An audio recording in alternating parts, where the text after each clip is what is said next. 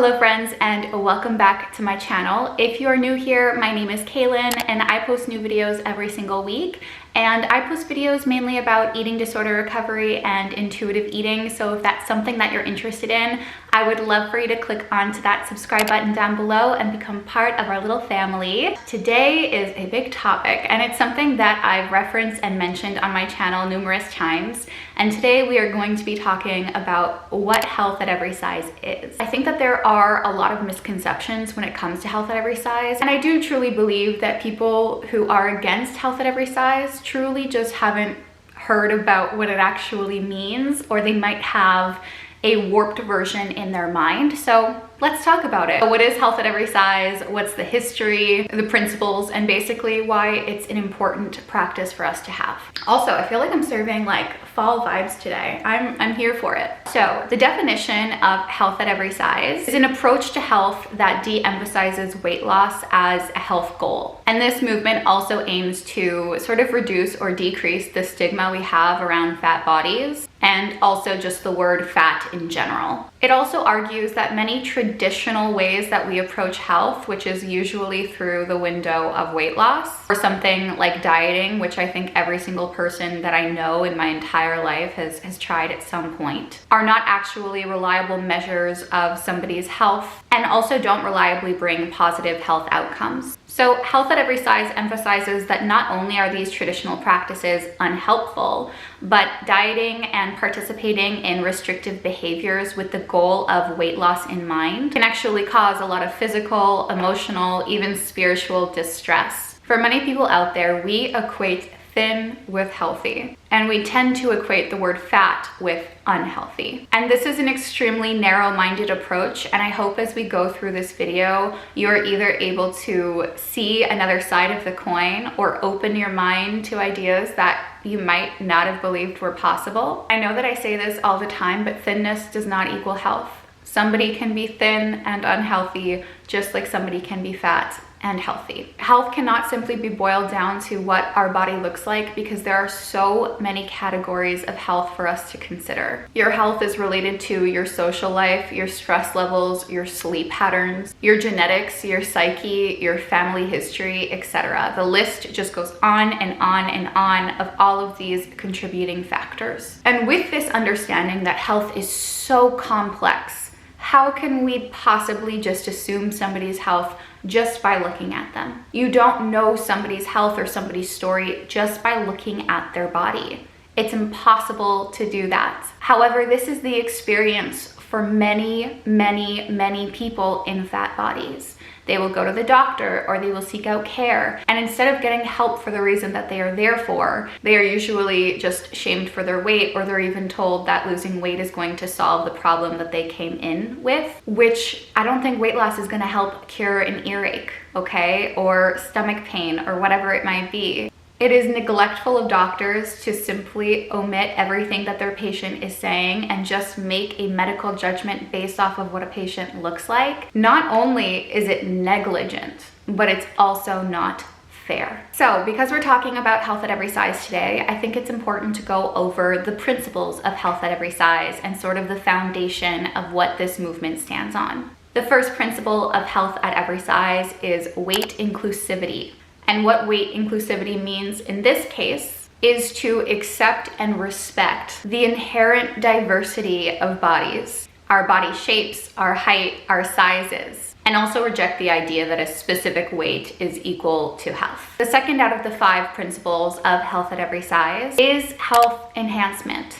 So an example of this could be to support health policies and equalize access to information and services, as well as personal practices that help with human well-being. And this includes attention as well as access to individual physical, economic, social, spiritual, emotional, as well as all of our other needs. The third principle of health at every size is respectful care. Given the world that we live in, it's impossible for us to not uphold some kind of fat phobia in our own life. And for this, we're really talking to doctors to end weight stigma, to end weight discrimination, and weight bias, to educate themselves and also to provide information, helpful information, as well as services to all people. and also understand that so many different factors, such as our socioeconomic status, our race, our gender, our sexual orientation, our age, whatever it might be, also have ties with weight stigma as well. The fourth principle is something that is called eating for well-being. And for that section of Health at Every Size, it's basically to promote flexible eating and individualized eating based on our hunger levels, our satiety, our nutritional needs, our pleasure, etc. Instead of following some kind of external regulated plan or regiment or diet of some kind. So we really are taking a more intuitive approach with it and eating both things that we love and that our body loves as well. And the fifth principle of Health at Every Size is life-enhancing movement. And what this means is to support physical activities that allow people of all sizes, all abilities, all interests to engage in an enjoyable sport or form of movement to whatever degree that they choose. So let's talk briefly about the history of Health at Every Size, kind of where it started, all of that good stuff. And I think a lot of people, when we think of Health at Every Size, we think that it's something that is very new. However, it's not that new to what we would consider new now in like 2022. In 1967, Lou Louderback wrote an article which was featured in an issue of the Saturday Evening Post, which was titled "More People Should Be Fat." However, Lou did not realize that he was writing a groundbreaking chapter when it comes to the history of fat acceptance and speaking out about size discrimination. This was definitely not popular in 1967, just like it's not really popular nowadays either. I would say that we are still the minority. Lou basically had this strong notion that people can be both fat and healthy and that they were not mutually exclusive. And what Lou was writing at this point in time was not actually backed by science. However, he did write and feature in his article that he looked forward to seeing this kind of information come to light and be studied in the future, because at this point in time, there was still a lot of research to be done. In his article, Lou writes that the issues that arise from him being fat are all external. So how he is perceived by society as a fat person, as being morally wrong, this is all tied into how society views him in his fat body. And in this article, he concludes that being fat is not the problem. However, the main issue here is idolizing thinness and putting it on this pedestal where everything else seems monstrous. I have beautiful and wonderful friends. I have beautiful and wonderful family members. So many of you beautiful, wonderful souls I talk to on a weekly basis. And nobody ever sees their beauty in the way that I do or in the way that others do. Nobody ever sees it. And I really do think one of the big reasons that we suffer with so much body dissatisfaction, especially in North America, is because of this idealization of thinness.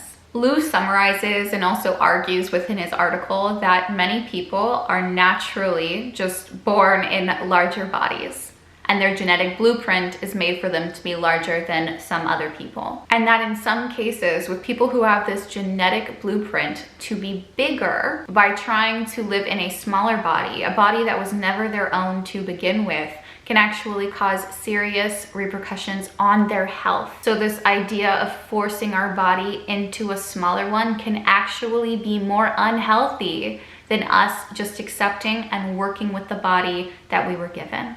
This belief was revolutionary at the time, and honestly, frankly, it still is today. And he was met with a lot of criticism, I'm met with criticism whenever I talk about Health at Every Size. There's always somebody in the comments who is clearly not listening to what I am saying, or they clearly do not know what Health at Every Size truly means. So within Lou's article, he argues some of the following. I'm going to use quotations for this just because it can mean different things to different people. However, what Lou says in his article is thin, fat people. So take that with how you want to take it. Also suffer physically as well as emotionally from having dieted and getting to a weight that is below their natural body weight. And when we say natural body weight, everybody has a different natural body weight. It's gonna look different for everybody. Something else that he also observed, which has been proven to be true, is that forced body changes, so something kind of like intentional weight loss, are not only likely to be temporary, but also to cause more physical and emotional damage. And for anybody who has been caught up in a dieting cycle We know that this is true. We know that 97% of diets don't work and that the majority of people gain the weight back plus some. We know that this makes our body uncomfortable. We know that it makes our minds think about food all of the time. So the sun is kind of hiding and going and just playing a little game of hide and seek. So the lighting might change a little bit, but anyway, let's continue. We know that dieting doesn't actually make us feel comfortable. When we feel better when we lose weight, a lot of the time it's because of how we think about weight loss. If weight loss is seen as this positive thing and this thing that we should seek out, then of course it's gonna feel good when you lose the weight because you've achieved a goal that for your entire life you've told yourself is the pinnacle of health, is the pinnacle of beauty, whatever it might be. Having this reaction to weight loss can actually cloud how our body is feeling. I know when I was in high pursuit of weight loss myself, I had so many issues with my nails, with my hair, with my skin, with my teeth, and there are still issues that I face now because of my cycles of dieting and restricting and dieting and restricting. It does not make people feel good. Something else that Lou wrote about concerning dieting was that it seems to unleash destructive and emotional tendencies. And when people aren't dieting, they tend to maintain a specific weight range, which is different for everybody and can change depending on what we're going on in our life or what period of life we're in. However, the weight fluctuations are nowhere near as up and down as they are in a weight dieting restrictive cycle. Eating without dieting allowed Lou and his wife to just relax, lower their stress levels, and also just maintain a certain weight where they felt best themselves. So you might be sitting here and being like, Kailin, why are we going over the history of health at every size? Like, why are you doing this? I hated history in high school. You know why it's important to go over this history? Because when we think about intuitive eating and health at every size, people literally think that we just pulled it out of our ass in the past 2 years, which is just not true. Eating intuitively or living in a fat body is not something that just happened now in the 21st century. Fat people have always been around. And we can see this in art, in pottery, in sculptures, in history books.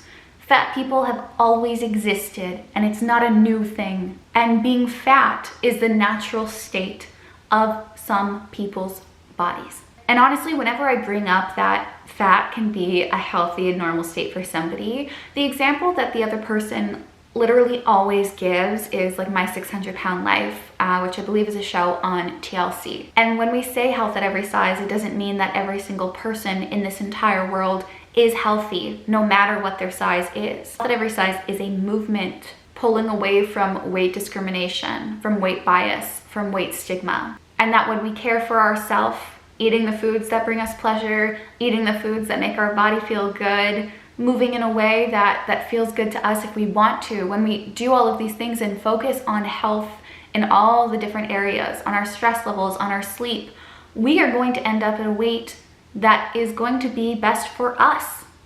And that changes with time, and that is also so different from you, to me, to my neighbor, to the person who lives all across the world in a different country. It can change because of race, because of sex, because of where we live. All of these factor into weight. And knowing this history allows us to debunk myths, allows us to look at these constant misconceptions that people are just getting fatter and fatter and fatter as the years go on, which is a very common argument when we're talking about the paleo diet and just dieting in general. And so I'm going to link my paleo video down below if you want to hear more about this idea that we are fatter than we've ever been before, etc. And health at every size is important. And it could actually be vital to saving some people's lives. So if we care about health, then health at every size should be something that you care about. If you care about people dying or not dying, this is something that we should consider. Weight bias and weight stigma kills. There are people who are in fat bodies who don't go to the doctor for years because they are so afraid or traumatized, or they've been shamed so much in the past that just going to the doctor now becomes a horrible experience for them. And we want to talk about how this kills. Let me give you an example. Ellen Mode Bennett passed away in 2018 from inoperable cancer. And the reason that the cancer was inoperable was basically because she got a diagnosis very, very late. And the worst part about Ellen's story is that she sought help for years and years before she got her cancer diagnosis. Enough time to catch this cancer. And every time she went in talking about her pain with the doctors, they always had the same response, which was to lose weight. And this happened when she got a second opinion, a third opinion, a fourth opinion. She was told that if she wanted to feel better, that she had to lose weight. And she only had mere days to live when she was finally given her diagnosis. And I know what people are gonna say, that this happens to thin people as well, that they can't get a diagnosis. Yes, it happens, but not as frequently, not as often. When thin people come in with pain, they are taken more seriously instead of just told to go and lose weight. And if you don't see that as a privilege, then I think you need to do some deeper introspection with yourself, because I'm not gonna sit here and explain how that is a privilege, to have your medical needs be taken seriously. And when we're talking about Ellen, her children wrote a very heartbreaking statement in her obituary, and I'm going to read it now and put it up on the screen. A final message Ellen wanted to share was about the fat shaming she endured from the medical profession. Over the past few years of feeling unwell, she sought out medical intervention, and no one offered any support or suggestions beyond weight loss. Ellen's dying wish was that women of size make her death matter by advocating strongly for their health and not accepting that fat is the only relevant health issue. This is what health at every size means. It means that no matter what size you are, when you walk into the doctor, your needs are going to be taken seriously. They are going to run all of the tests that they would on a thin person. They are going to take what you say seriously. I am somebody who benefits from thin privilege. And when I go to the doctor, I know that they usually address what I have to say. When I go in with stomach pain, if I go in with chest pain, if I go in with any kind of pain, I know that my doctor is going to address that. There are people who maybe have fucking food poisoning and they go to a doctor to get something to help, and they're left basically just telling them to lose weight. And the entire experience can be shameful and guilt-inducing, therefore making fat people not actually want to go and get more medical help in the future. That is the problem here. And I'm really sick of people just hearing health at every size and just making these assumptions about what it is without knowing any of the principles, without knowing why it's so dangerous. And weight stigma is a huge issue, and I would have an entire section on this video on weight stigma if I hadn't already produced an entire video that I'll link down below. A lot of my videos can kind of be played one after the other to get the entire story, but I know many of you watch every video and I just don't want it to be too repetitive. But weight stigma is a problem, and health at every size is one of those solutions to those problems. And you know what's a better predictor than the BMI when we're talking about health? Lifestyle habits. What we do is more important than what we look like. If somebody goes on walks because they love it and they're in a fat body and they don't lose weight, should they stop walking? Walking still has those benefits. It could be for our cardio, it could be for our mental health, it doesn't matter. But just because we don't see weight loss doesn't mean that habits that we create are not healthy. If we can agree with that, then we can agree that our body type is not what makes us healthy. You can be a thin person who smokes a pack of cigarettes every single day and doesn't eat. That is not healthy. I can be snorting cocaine. That is not healthy. And when we're talking about these health promoting behaviors, we are talking about, having alcohol in moderation and not blackout drinking every single time, not smoking, eating fruit and vegetables on a regular basis, and moving your body in an enjoyable way. And none of those have to do with our weight. A fat person can be doing all of those things, just like a thin person can as well. And that same study in 2012 also concluded that our bodies are naturally programmed to fight weight loss. Your body doesn't understand that you're trying to intentionally force it into a smaller body. For all your body knows is that we are at war, or we are being held captive somewhere, or we do not have access Your body does this out of self-preservation and self-love. And whenever I've ever spoken about health on my channel, what I'm the biggest advocate for is adding things into your life. Don't restrict, don't start a new diet, don't take away sugar, don't cut out carbs, stop removing things from your life and add to it. Add a therapy appointment monthly if you can. Talk to somebody. Add in some gentle or some joyful movement.